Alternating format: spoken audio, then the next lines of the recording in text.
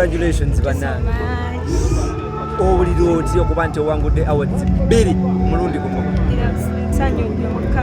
I'm so thankful.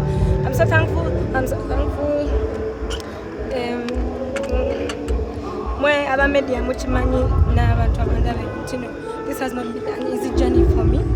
It has been quite a very hard and tricky and full of bumps. But Katonda, time here we're ready to save us as well, so I'm so thankful. Oyise mukwisize mwe impitirivu nnyo okuva wajja mu sekita eno abagamba tamanyi kuyimba agezaako akoppa bamuwandiikira ageegenya okutuuka ku lunaku olwaliro ng'olina janzi award kitegeeza ki eri career y'Opia Pounds? Kitegeeza n'abali abaloota okwagala okuba kyenfuuse leero oba n'okusingawo, they have reason to believe, they have reason to keep working. I'm a testimony of never giving up. I'm a testimony of patience. I'm a testimony of hustle and hard work. Okay, tulabye akayimba akabadde standing song of the year, right? Badde twende tupaate wavaayo n'okola collabo n'omukulu Edirisa Musuuza abantu ne bayogera bingi akase akabukidde wawulira otya ebigambo ebyo byonna? Sina kye nawulira. Bafans bo bali entitled to their own opinion and their opinion matters and we respect their opinion. Bafani bange kye bangamba kye nkola most of the time era bafani bennyini be basaba collabo eyo and we made it happen. So abatagisiima tebagisiima tujja bawa ebipya birala. Gwe kyakuyisa kitya okuwulira bafans nga bakuba Eddie Kenzo ate nga y'omu ku bamenta bo be wali obaddeko nabo? Kyakuyisa kitya okulaba nti bagamba yayonoonye project yo, yayonoonye original version y'oluyimba? Avumibwa buli lunaku, ffenna tuyisaamu amaaso buli lunaku, so it's not new, it's something that we are used to, it's something that tuyamba nga leero mukirabye bulijjo bankriticizinga, but here I am today in front of you guys giving a victory speech, so negative words tebirina kye tukola. Kiki ky'osinga okwebaza Mukama guno omwaka? Mukama mwebaza olwatupaate, mwebaza nnyo okumpa the spirit and the idea and the team gye nkoze nayo kuva mu beginning of time. Nebaza ne Katonda okumpa fan love because I was so underrated, I was so underestimated, and today I'm a winner. Spia abantu kikyogenda obasuubiza bafanizi bo wakati tupaate ya abali ku mutwe bagenda kukubanja ekiddako?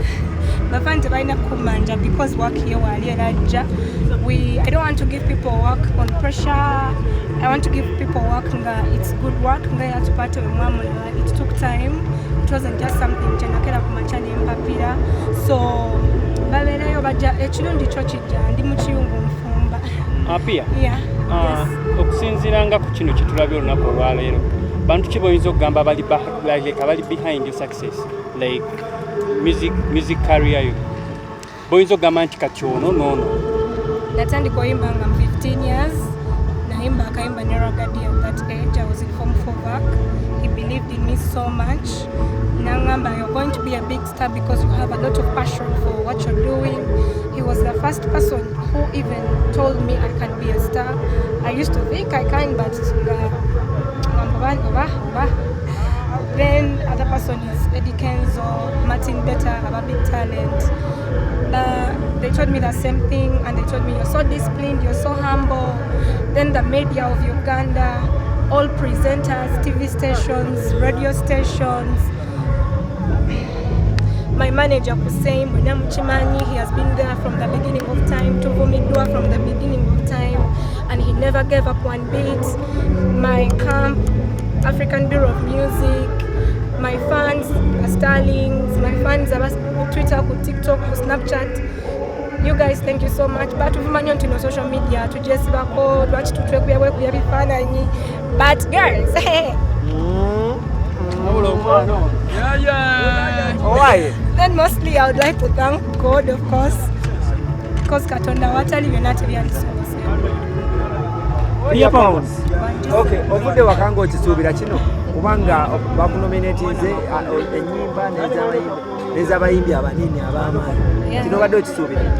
Not at all. Era mumpulidde wali ku microphone, I almost was bursting in tears because category emu mbaddemu ne Bebe Cool ne Palaso, category endala nga ndimu Bebe Cool, Palaso nga basajja wokaaso nga muli ngamba. First of all, I'm the only girl in both categories. How could I really win? But when I am the winner, it's me. Kakati pia pano kino kitegeeza ki omuntu ali ewaka eyo omwana ow'obuwala nga tuwunzikawunzika nga tumaliriza kiki kyaba akuyigirako magezi ki g'omuwa g'asobola okukozesa okuyitamu okutuuka ku ssa ly'otuuseko olunaku olwaleero? Don't let anybody tell you what you can and what you can't do.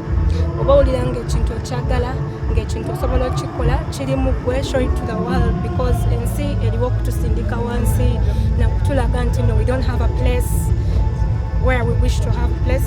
You have a place and you can do anything you want to do, be it sports, be it music, education.